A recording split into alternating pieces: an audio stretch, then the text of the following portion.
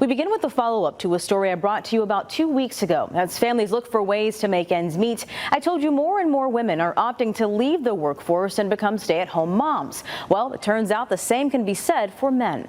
According to the Pew Research Center, between 1989 and 2021, the number of mothers who were not employed for pay decreased slightly from 28 to 26%. Over that same time frame, the number of fathers who were not working increased from 4 to 7%. Dads now represent 18% of stay-at-home parents, up from 11% in 1989. Tonight, I spoke with one of those stay-at-home dads in Amherst, giving him a voice as to why he chose this path and what the future may hold. Yeah, just a little bit. Don't go too far back. More dads are staying home, and with the cost of childcare escalating, it has become more of a financial burden and less of a necessity. About 1 in 5 stay-at-home parents in the United States are dads. That's according to Pew Research Center. Antonio Lamar falls into that somewhat niche group. What's a day in the life of a stay-at-home dad? What does your routine look like on a regular Tuesday? So I'm down here early. I'm either clean up the kitchen, I'll make a little coffee, I'll have some time to myself, just meditate and relax before I get going during the day. Get them up, get them dressed, and then we either have something on the schedule. So like this morning we have vacation Bible schools. Not to mention swimming, going to the park, a museum, and Lamar tells me that he keeps the kiddos pretty busy. He's going on 4.5 years as a stay-at-home dad and is pretty successful at it, now having a son of almost 5 years old and a 9-month-old daughter. It was a little challenging at first, dealing with like mental aspect of it, as far as like, you know, I'm supposed to be providing for my family, working and that type of thing. But eventually I settled right in, and it's actually like one of the best jobs I've had ever. So this Amherst dad tells me that he got laid off in January of 2020, just weeks before he and his wife's son Desmond was born. We were blessed enough and fortunate enough that my wife makes enough money so that, you know, one of us could be home. Another deciding factor, the cost of childcare, which has dramatically increased due to inflation. They run, you know, anywhere from $200 to $400 a week sometimes, like for decent daycares, and so that's a good bit of your check going to daycare. Going from a working husband who puts in about 60 hours a week managing a stone warehouse to being a full-time stay-at-home dad has been rewarding, but it has come with its challenges. Trying to keep them busy and make sure that I'm doing what I need to be doing as a dad.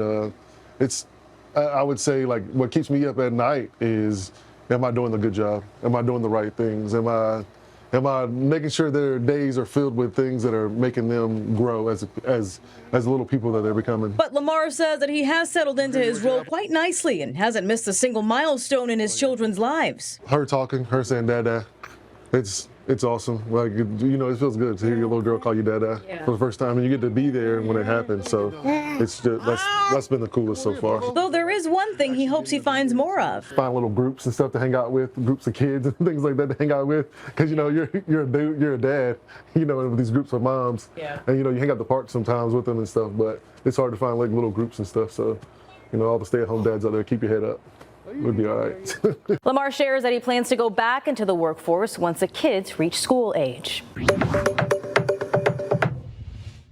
Developing tonight, the Centers for Disease Control is relaxing some of its regulations when it comes to bringing a dog into the U.S. from Canada. The rules, set to go into effect August 1st, still require all dogs be at least 6 months old and have a microchip implant. However, there is no longer a rabies vaccination requirement. Also, the CDC dog import form can now be submitted once and will be valid for 6 months.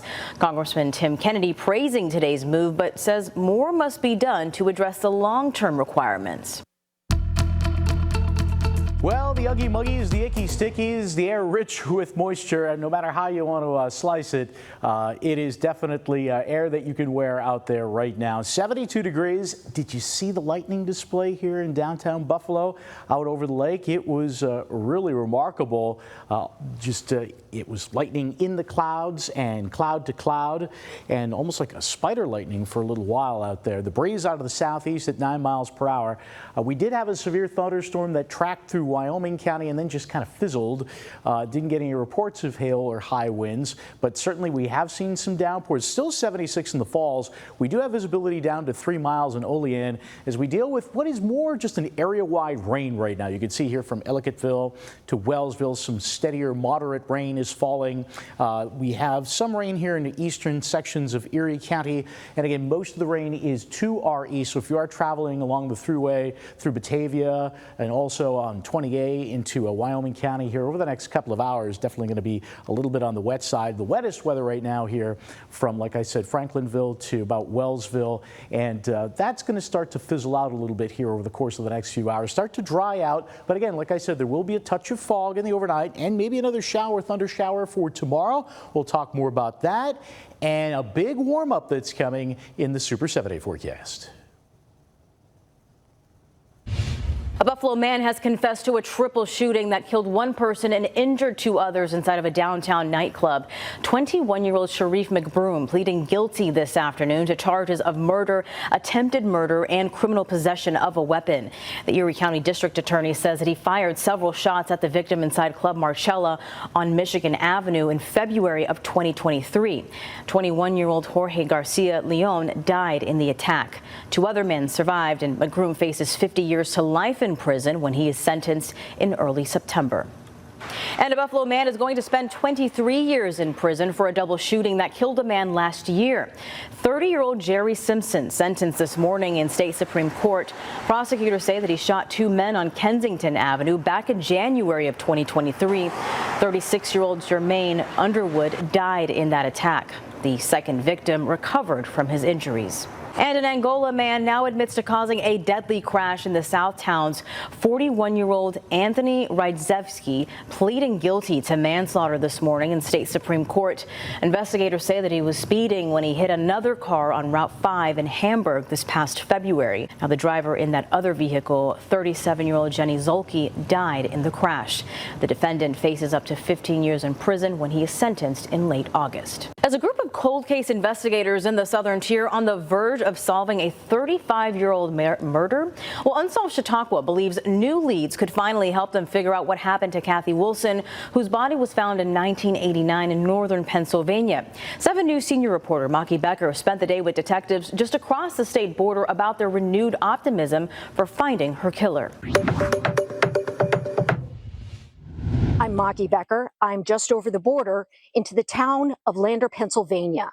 35 years ago, the body of a Jamestown woman was found in the woods over there. Now, 2 cold case detectives have reopened the case, and they're hoping to solve it once and for all. We want to send a message that you're not going to kill somebody in Chautauqua County and get away with it. We don't care.